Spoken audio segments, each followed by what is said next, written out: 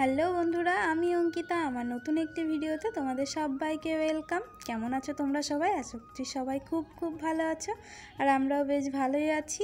বড়দের প্রণাম, ছোটদের অনেক অনেক ভালোবাসা দিয়ে আজকের ভিডিওটি শুরু করছি। তো দেখতে থাকো, সারাদিনে কি করছি না করছি সবটাই তোমাদের সঙ্গে শেয়ার করার চেষ্টা করব। আশা করছি ভিডিওটি তোমাদের খুব ভালো লাগবে। এই যে সকালবেলায় স্নান করে একদম চলে এসেছি। তো সিঁদুরটা পরে নিলাম, মাথাটা এখনও আশ্রয়নি, পরে আশ্রাবো। চুলটা জলটা ঝরার জন্য গামছাটা মাথায় দিয়ে রেখেছি। তারপর চলে এসেছি রান্নাঘরে, এই যে ময়দা মাখতে।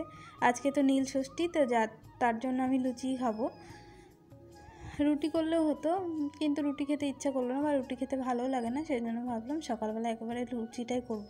আর এই যে ঘুগনি করব বলে কালকে রাত্রিবেলায় মটর আর ছোলা ভিজিয়ে রেখেছিলাম, আর আলু কেটে নিয়েছি। তো ওটা এখন প্রেসার কুকারে সিদ্ধ বসিয়ে দিলাম। তো ওটা এখন সেদ্ধ হতে থাক, আর আমি এদিকে চলে এলাম এই ঘরে বিছানাটা গোছানোর জন্য। এই যে আরিয়ানের পাপা তো উঠে পড়েছে, আর আরিয়ানকে আমি এর মধ্যে খাইয়েও দিয়েছি। তারপর চলে এলাম বিছানাটা গোছাতে। এই যে বিছানাটা আমি সুন্দর করে গুছিয়ে একদম ঝেড়ে নিলাম।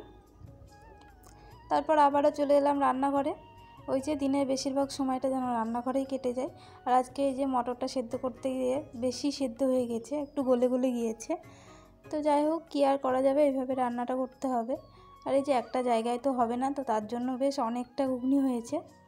তো ভাবলাম দুটো জায়গাতে ঢেলে রাখি, এতে জিনিসটা ভালোও থাকবে। তো ঘুগনিটা তো আমার রান্না কমপ্লিট। আর এই যে এদিকে লুচির জন্য এই লেচিগুলো আরিয়ানের বাবা ঠিকঠাক করে কেটে দিয়েছে। তো আমি এখন লুচিগুলো বেলে নিচ্ছি, যদিও টেরা বেঁকা হচ্ছে, কারণ আমি লুচি বেলাতে খুব একটা পারদর্শী না। ওই যেমন হবে তেমনটাতেই কাজ চলে, এই আর কি। তো এখন লুচিগুলো আমি ঝটঝট করে বেলে নিচ্ছি, কারণ আরিয়ানের বাবাও এটা খেয়ে অফিসে যাবে।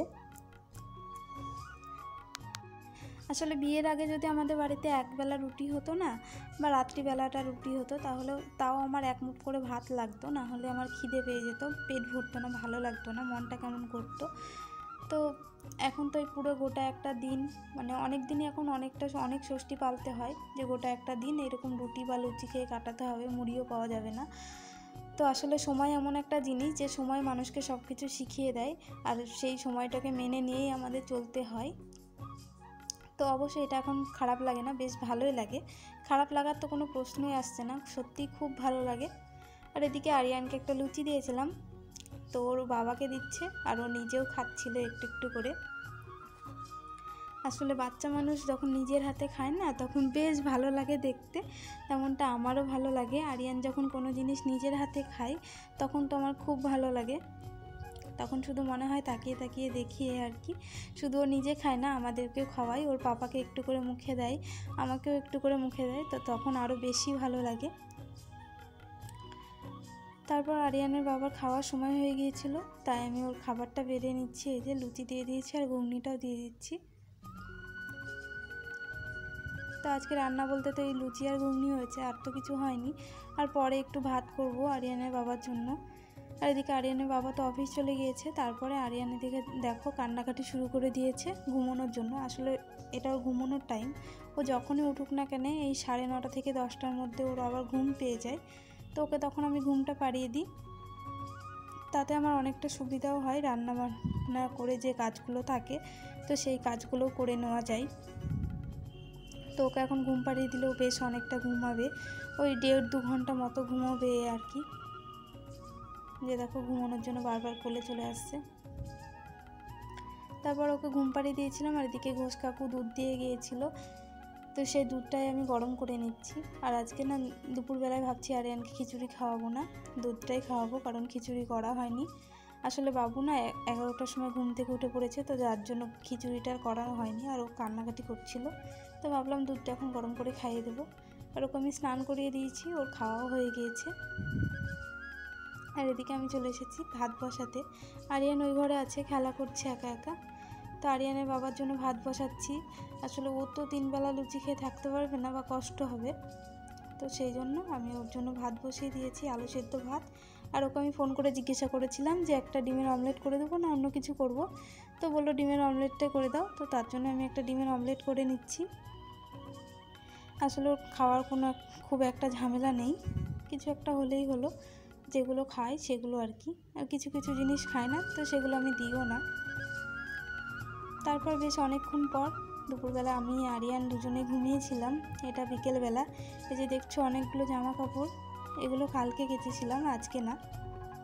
তো কালকের ওয়েদারটা একদম তো মেঘলা মেঘলা ছিল, কিচ্ছু শুকোয়নি, তার জন্য আজকে সব মেলে দিয়েছিলাম রোদে। আর এদিকে আমি সব ভাঁজ করে নিচ্ছিলাম। আর ভাঁজ করার সময় না আমি ভালোভাবে দেখছিলাম জামাগুলোতে যে পিঁপড়ে আছে কিনা, কারণ আমরা যে তারটায় জামা কাপড় মেলি তো সেই তারটায় দেখছি যে খুব পিঁপড়ে ঘুরে বেড়াচ্ছে, লাল পিঁপড়ে। তো তার জন্য দেখে নিচ্ছিলাম, একবার ঝেড়ে ঝেড়ে নিয়ে এসেছি, তো তাও একবার ভালো করে দেখে নিচ্ছিলাম যেহেতু আরিয়ানের জামা কাপড় আছে।